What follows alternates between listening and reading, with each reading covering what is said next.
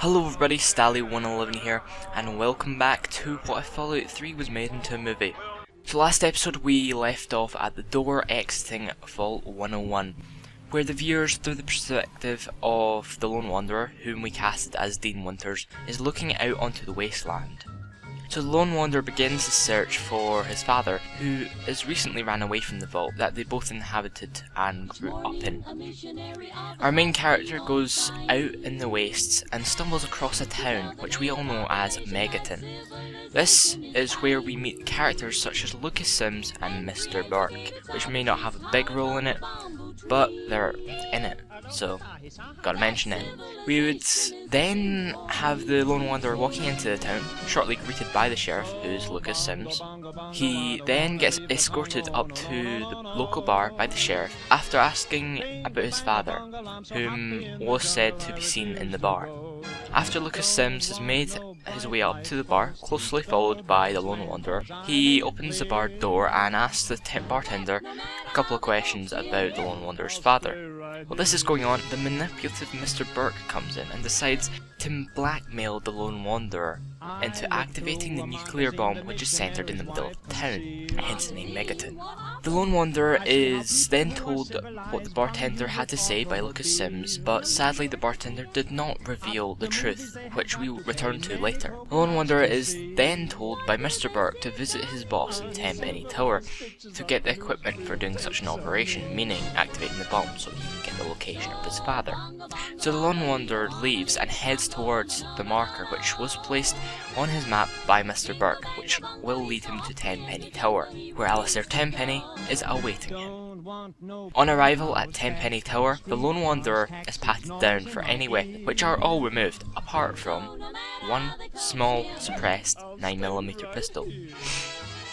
He would then be escorted up to Alistair Tenpenny's penthouse. Then he is greeted by a very happy man, who is Alistair Tenpenny. The two of them start talking about what Tenpenny is really wanting from the Lone Wanderer, being that he wishes the nuke to be activated and Megaton to be wiped off the face of the earth. The Lone Wanderer asks what has the town of Megaton done to deserve this fate. Well, Tenpenny then states that he had a peaceful life with his companions in what he likes to call a paradise in Tenpenny Tower, until he was bothered by the pests who started the growth of Megaton, and he has wanted rid of the scum that lived there ever since the town was established. The Lone Wanderer strongly disagrees with Tenpenny's opinion and starts talking in an aggressive tone, which one of the bodyguards then pushes the Lone Wanderer to the wall and tells him to watch his mouth in the presence of Mr. Tenpenny. The Lone Wanderer disobeys this command and then punches the guard and pulls out his pistol that he managed to sneak in earlier. Then he shoots him. With the adrenaline running through him and his hatred about what Tenpenny wants to do to the town of Megaton, he then goes on to punching Tenpenny, knocking him unconscious.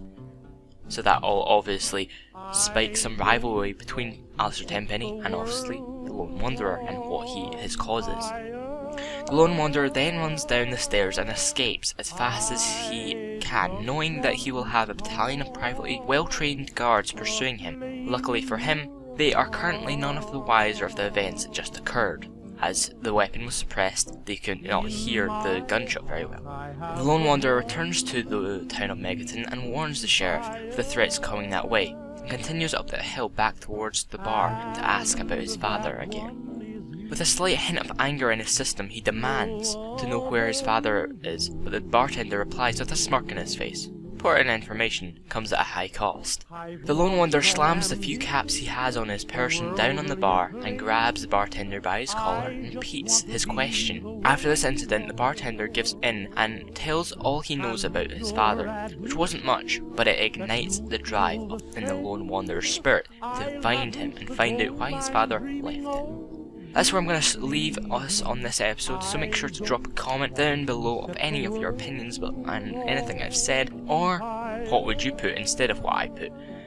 Also, make sure to drop a like, as it really helps my channel grow, and lets me know that you enjoyed the video. Thanks for watching, and remember to subscribe.